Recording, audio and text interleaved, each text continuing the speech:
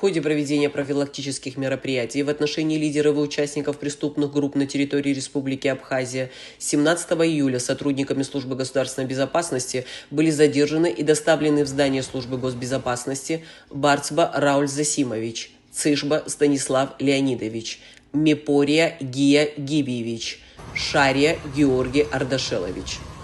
Цышба Станислав Леонидович, 57 года рождения. Мепория Гия Гибиевич. Где проживаете? Гали.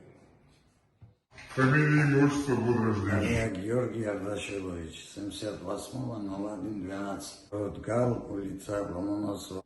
В рамках системной и непрерывной работы по обеспечению правопорядка Служба государственной безопасности на регулярной основе проводит данные оперативные мероприятия, направленные на нейтрализацию преступных группировок и пресечение противоправных действий и схем на ранних стадиях.